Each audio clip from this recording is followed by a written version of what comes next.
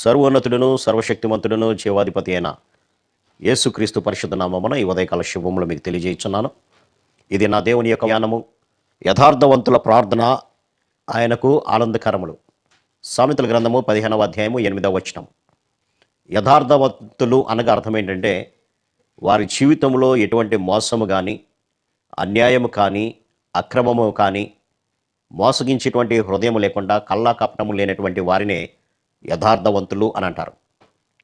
అటువంటి వారు చేసేటువంటి ప్రార్థన ప్రభువుకి ఎంతో ఆనందాన్ని కలిగిస్తుంది అని అంటారు. అవును ప్రియులారా, మన యొక్క ప్రభువు ప్రార్థన ఆలకించేటువంటి వాడు. ఎవరైతే విశ్వాసముతో తమ యొక్క హృదయంలో యథార్థత కలిగి ప్రార్థిస్తారో వారి ప్రార్థనను ప్రభు ఆలకించి దానికి జవాబు దయచేసేటువంటి వాడై ఉంటాడు. అందుకనే కీర్తన 145లో కూడా తనకు మొర్రపెట్టు వారందరికీ, తనకు నిజముగా మొర్రపెట్టు వారందరికీ యెహోవా సమీపంగా ఉన్నారు అని అంటాడు. తనకు మొర్రపెట్టడం, నిజముగా మొర్రపెట్టడం అనేటువంటి పదాన్ని మనం ఆలోచన చేసినప్పుడు కొంతమంది ప్రభు ఇది చేస్తాడా చేయడా అనేటువంటి ఆలోచనతో, అంటే ద్విమనస్సుగా ఉండి ప్రార్థించేవారుగా కూడా ఉంటారు. అందుకని ఇక్కడ అంటున్నాడు ప్రభు తనకు నిజముగా మొర్రపెట్టేవారు అని. అందుకనే యాకోబు భక్తుడు కూడా అడిగేవారు విశ్వాసం కలిగే అడగాలి అని అంటారు. ద్విమనస్కులుగా మీరు ఉండకుండా ప్రభు వల్ల నాకు ఏదైనా దొరుకుతుందేమో అనేటువంటి ఆలోచన కలిగిన వారుగా మీరు అడగబాకండి అని అంటారు. ఎందుకంటే ప్రభు నాకు తప్పనిసరిగా ఇది దయచేస్తాడు అని విశ్వాసం కలిగిన వారుగా యథార్థమైనటువంటి హృదయంతో మనం అడిగినప్పుడు అది ఇహలోక సంబంధమైనవి కాకుండా మరి ముఖ్యంగా పరలోక సంబంధమైనటువంటి కోరికలు మనం అడిగినప్పుడు ప్రభు తప్పనిసరిగా ఆ ప్రార్థనను ఆనందించి ఆ ప్రార్థన యొక్క ఫలాన్ని మనకు దయచేసేటువంటి దేవుడిగా ఉంటున్నాడు పిల్లరా. హిజ్కియా యొక్క జీవితాన్ని మనం గమనించినప్పుడు హిజ్కియా దేవుని సన్నిధిలో ప్రార్థిస్తున్నాడు.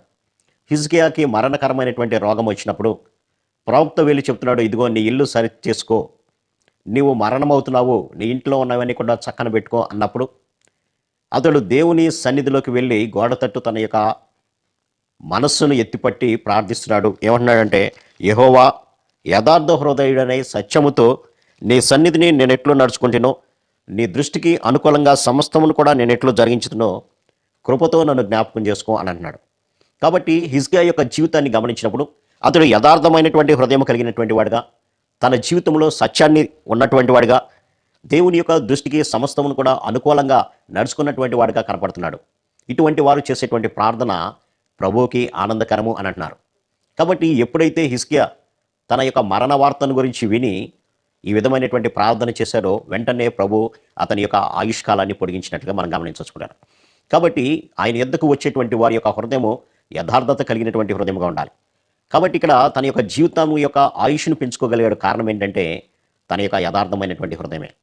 మనల్ని మనం పరిశీలన చేసుకోవాలి. ఈ వాక్య ధ్యానం ద్వారా మన యొక్క హృదయాలు ఎలా ఉన్నాయి, దేవుని సన్నిధిలో మనం ఎలా ఉంటున్నాము అనేది పరిశీలన చేసుకోవాలి. మన యొక్క ప్రార్థన ప్రభు ఆలకించాలంటే, మన ప్రార్థన యందు ప్రభు ఆనందించాలంటే మొట్టమొదటిగా మనం ఇహలోక సంబంధమైనటువంటి క్షయమైపోయేటువంటి వాటిని గురించి ప్రభు సన్నిధిలో అడగటం కాదు, కానీ ప్రభువా నీ రాజ్యాన్ని, నీ నీతిని మొట్టమొదటిగా వెదికేవారిగా నన్ను సిద్ధపరచు, నీ రాజ్యంలో మేము ఒక స్థిరమైనటువంటి స్థానాన్ని సంపాదించుకోవడానికి మాకు కృప చూపించు అని ఎప్పుడైతే మనం ప్రార్థిస్తామో అప్పుడు తప్పనిసరిగా ప్రభు మన యొక్క ప్రార్థనను ఆలకించేటువంటి వాడిగా ఉంటున్నాడు పిల్లరా. కాబట్టి మనము ఎంతకాలము ఇహలోక సంబంధమైనటువంటివి పొందుకునే వారిగా ఉంటున్నామే, కానీ ప్రభువా నన్ను దీవించు, నా కుటుంబాన్ని దీవించు, నా బిడ్డలను దీవించు అనేటువంటి ప్రార్థనే మన నోటి నుంచి వస్తుంది. కానీ ప్రభు యొక్క రాజ్యాన్ని ఎతికేవారుగా గనక మనం ప్రార్థించినప్పుడు ప్రభు తప్పనిసరిగా మన ప్రార్థనలందు ఆనందించేటువంటి వాడుగా ఉంటున్నాడు. అంతేకాకుండా ఇహలోక సంబంధమైనటువంటి ఆశీర్వాదాలు కూడా ప్రభు ఇచ్చేటువంటి వాడుగా ఉంటున్నాడు. సొలొమోను భక్తుడు చేసినటువంటి ప్రార్థన దేవుణ్ణి ఆనందపరిచింది.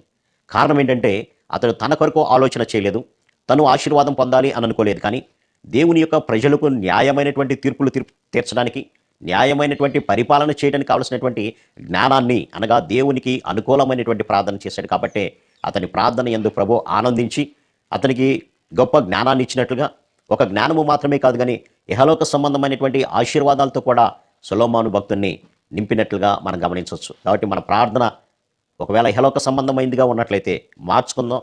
ప్రభువుకి ఏది ఇష్టమో తెలుసుకుని దాని ప్రకారం మనం ప్రార్థిద్దాం. అటు కృపా పరిశుద్ధాత్మ దేవుడు మనందరికీ దయచేయను గాక.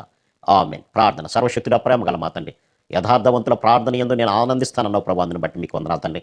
యథార్థవంతులు ఇహలోక సంబంధమైనటువంటి ఆస్తిపాస్తుల మీద వారి యొక్క దృష్టి ఉండదు, కానీ నాయన మీ రాజ్యాన్ని పొందుకోవాలనేటువంటిదే వారి నిరంతర ఆలోచన అయి ఉంటుంది ప్రభా. మేము కూడా అటువంటి యథార్థమైనటువంటి ప్రార్థన చేసేవారుగా మమ్మల్ని సిద్ధపరచమని యేసు నామమున అడిగి వేడుకుంటున్నాం తండ్రి. ఆమేన్. God bless you.